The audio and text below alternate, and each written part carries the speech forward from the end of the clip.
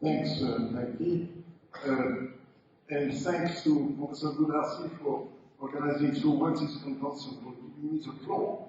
I would like today to launch an appeal, a call for improved cooperation for better protection of human trafficking victims at the domestic, regional, and international level.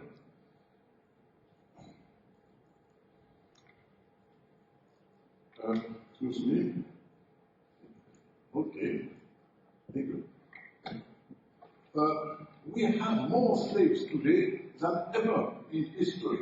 50 million, 50 million, according to the IOM World 3 report of 12 September 2022, 10 million more than the last assessment 6 years ago. Criminals are operating worldwide with impunity and making $150 billion a year, while 50 million people suffer. Definition: human trafficking is a form of contemporary slavery, the exploitation of human beings combined with coercion or deception. It takes the form of forced labor, child recruitment, forced sex, purchase or theft of children, child pornography, mostly on the internet, organ theft for transplantation, forced crime from begging to terrorism. And as the IOM and MSF representative just said, migrants are the most vulnerable group. I would also add to human trafficking. Different forms, different victims in all countries, including Europe, where the number of victims is estimated at 1.3 million, 50% for sexual exploitation, 40% for forced labor, and 6% for forced crime. We have plenty of legal instruments and implementation mechanisms. And at the international level, especially in this rectangle, the International Convention against Transnational Organized Crime, with both Palermo Protocols, the Palermo Protocol on Human Trafficking and the Palermo Protocol on Human on smuggling of migrants. And of course, you have also the human rights instruments, labor law instruments, international humanitarian law, international criminal law, international maritime law, and of course, refugee and migrant law. And at the regional level, I would say the best example is really the 2005 Council of Europe Convention on Action Against Trafficking in Human Beings, where states have a threefold commitment: prevent human trafficking, protect the rights of victims, prosecute perpetrators. And the group of experts is actually very active, the Greta, and had a third report, published a third report a few days ago on Belgium. I think those reports are well worth reading and also well worth implementing. What to do? Because we have commitments also at the G20, at the G7, at the UN, at the OSCE, and the 2011 European directives, but still, a lot needs to be done. So first, raise awareness. Inform, train, empower. Second, share best practices. Learning from each other. We can all learn from each other. Third, promote measures to prevent, protect, and rehabilitate. And actually, we need to cooperate. We need to cooperate because we need to engage also stakeholders, governments and civil society, religious organizations, business, and the media, without forgetting academia and education. And we also should not forget not only all those stakeholders, but I would say we should not forget a very important actor, victims and survivors. And victims and survivors know better what to do, know better how to approach victims and how to actually try to reintegrate them into normal life. And definitely, we need to engage with international bodies, and I would say with the UN, ILO, IOM, UNODC, the World Health Organization, UNHCR, of course, IHSC, the Red Cross and Red Crescent Movement, OSCE, the Council of Europe, African Union, ECOWAS, SADC, La Francophonie, the Commonwealth NGOs, such as MSF, Doctors Without Borders, and all networks to inform and start to get more interest and action.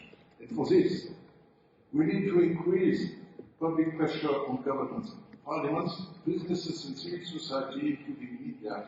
And here I put 3 movies on human trafficking. One, The Whistleblower. And The Whistleblower is a real story of UN peacekeepers conducting wings of prostitution in the Balkans. And then you have John Blue, Netflix commentary, and also another one, Sex Trafficking in America. Yes, America, and no country is immune. And actually, we should be very much aware of this, and we should do something. And I would say, academia, like Webster, would play an important role in raising awareness, doing research and training stakeholders on identifying, protecting, and rehabilitating victims and survivors of human trafficking and competent police labor. Training is important, including for lawyers, including for judges, including for prosecutors. And here I'm just giving a few things. I'm doing with a few friends, webinars, all free online resources, and free courses in English and in French. And you see the next 2 webinars will be the first on the 7th of November, migrants in the Mediterranean, on the 29th of November, monitoring supply chains, and the third on the 6th of December, actually religious organizations active in the field. So, what we need now is definitely to develop also face-to-face and hybrid training sessions in Geneva, because we have Webster, and in the field. In Africa, we are planning also training sessions with local communities in pidgin English. And actually, we think that in Geneva, we need also to engage police officers, priests, medical students and doctors, and to so mobilize them and help them identifying, protecting, and rehabilitating victims. So, together, it is possible to break the chains of slavery. And here, I would like to say at the end of last century, 97-98, we had 2 coalitions.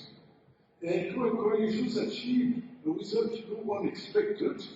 The Ottawa Convention prohibiting actually anti-personnel landmines. And in 98, the Coalition for the International Criminal Court achieved the adoption of the Rome Statute, where human trafficking or slavery actually is a crime against humanity and a war. And we say it's a similar coalition of governments, like-minded states, international organizations, including human organizations, but also individuals and NGOs. We need to achieve the abolition of modern slavery. And so, in conclusion, I will have 5 proposals. 1, adapt international treaties and domestic legislations to combat contemporary slavery on the internet. Because it's not only on the dark web, not only on pornography and sexual exploitation, but you have also false, fraudulous job offers on the internet. And this needs to be stopped. Second, implement existing treaties, because actually we have a lot of existing treaties and domestic legislation and national action plans, including in France, including in Switzerland, in many other countries. You have very interesting action plans which deserve attention. Third, raise awareness and train stakeholders on identification, protection, rehabilitation, and compensation of victims. So, which could mean also criminal but also civil prosecution of traffickers. Fourth, monitor supply chains and public procurements to guarantee slave-free products and services. But actually, this could be the most effective way because it will address the root cause. And the root cause is money, profit. Huge profits are made, and actually, if we stop those profits by asking businesses and consumers to be sure that their products and their services are free of slave labor, and if we ask public communities also to be certain that the same is happening for all the money they spent on various services and products, we might indeed be working very effectively against human trafficking. And fifth, definitely increase support to prevention, protection, and rehabilitation efforts, not only by governments, but also by civil society. And obviously, as we are speaking of migrants, in countries of origin, countries of transit, and countries of destination. That's it. Thank you very much for listening to me. Thank you also for your support.